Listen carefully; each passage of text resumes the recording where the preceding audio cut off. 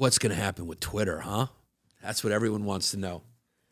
I love the fact that Elon Musk is figuring it out as he's going. He's such a busy guy. He didn't have any plans going in. He's just throwing ideas out there against the wall publicly. But I think ultimately he wants to put it all behind a paywall. I think that's the thing. He's going to make it like Patreon.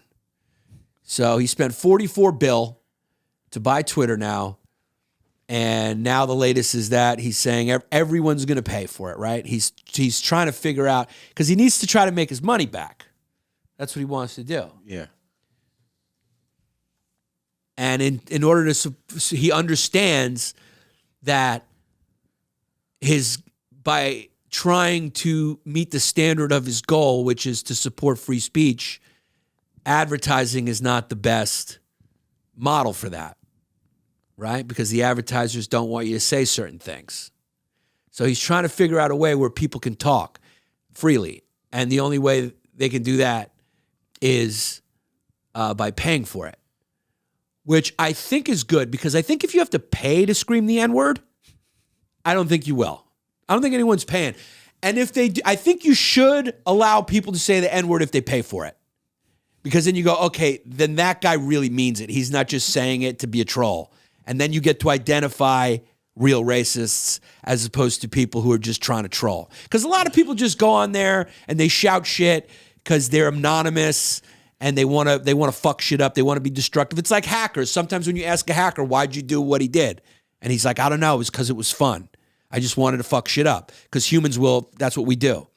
So, but if a guy pays $8 to yell the N-word, you're going, okay, that's a real racist right there. He's committed. He's invested in his own racism.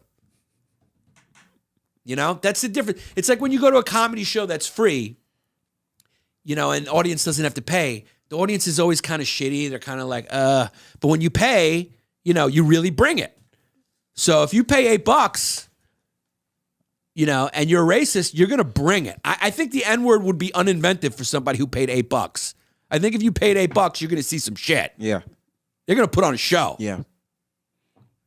So that's what he's caught between, the advertising model and the subscription model. And he boasted recently that Twitter's engagement is at an all-time high, which is probably true right now. And I don't know what he's going to do. It's the $8 is what he's touting. Is it's going to cost you $8. $8 is a lot, dude. How much is Netflix? Probably like around 12. $12. Then you got Hulu or Sling. Everyone's paying for, right? Then you got the occasional rub and tug that you got to go to. I'm just trying to factor this into everyone's budget, right? Then you got the 2 for $20 meal at Applebee's, right? That's a hot family date, right? Then you got gas. Then you got your car payment. Twitter, $8. I think you're going to see it shrink. But financially, he could make his money back, right? Because what's like 8 times 100,000? It's funny to see Elon Musk even using the 10,000 fan model. You know, I think he got on the phone with a comedian podcaster and was like, "How should I do this?" And like, look, dude, all you got to do is focus on 10,000 fans. If 10,000 fans give you $8, what is that right there? You know? Would you stay on Twitter for $8? I'd stay on there. You'd stay on there. You get everything. Sports, scandals, dramas, porns. Would you stay on for $8? Because his goal is he wants good news on there. Twitter's my go-to social media. For news. That's what I think normal people use That's what I check the most. So normal people use it for news, I think, the most, right? Yeah. Comedians use it for jokes. So jokes. It's like a virtual open mic for us. Right. It's a virtual open mic and also to promote our dates. Trolls use it to sling the N-word. And that's it, really, though.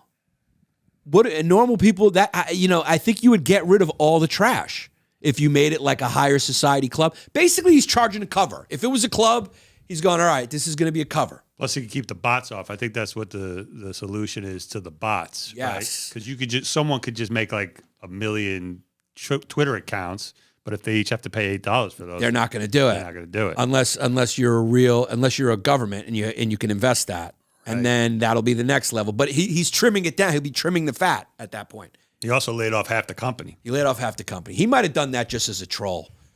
He might have just laid them off as a troll. Like, all right, I'm just clearing house. He probably did it to save a couple bucks too. He's got to save some dollars. But this is actually not a horrible idea, right? Like I kind of see the way he's thinking. He's going, this will get rid of the trash. Because when media was better, media used to be a lot better. I like to sometimes go back and watch old news reports, where the reporter was a little, it wasn't like Michael Moore throwing his fat frame into every shot, when they just stayed more anonymous. I'm not saying I don't like Michael Moore. I'm just saying, like, stay off camera, guy. You got chef body. Stay in the kitchen. There's no need for you to be in the movie. Hire Jared Harvin to ask the questions. But you know my point. They all inserted themselves in the story. Yeah. And you look at the old news and they did it. And news back then, was subscription-based. The only one that's managed to stay good with the advertising model is 60 Minutes. 60 Minutes is still good and has always been good, But I think that's their brand, right? But it also shows it's not impossible. It's not impossible to do good news and have sponsors, You just have to go, that's our brand. If you don't like it, don't buy ad space. You have to have someone with morals at the top. You can't just do capitalism without what your principle is.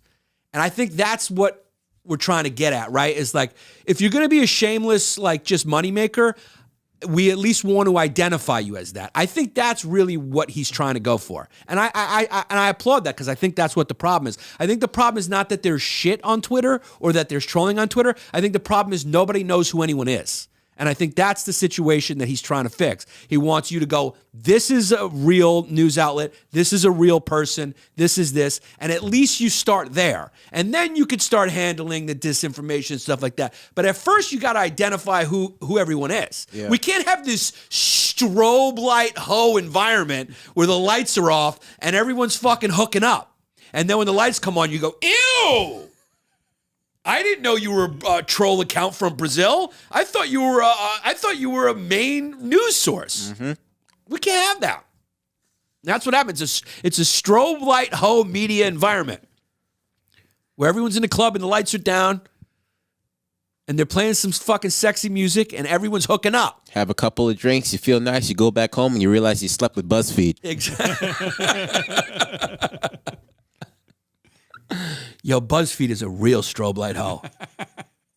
They have a good banner and everything. Yeah. Good name, BuzzFeed. And then you get home and you realize they were wearing Spanx the whole time. Yeah. You realize it was a dude. Dude looks like a lady. You get home and you read the Steele dossier and you realize it should have been a listicle. That's what he's trying to get at, I think.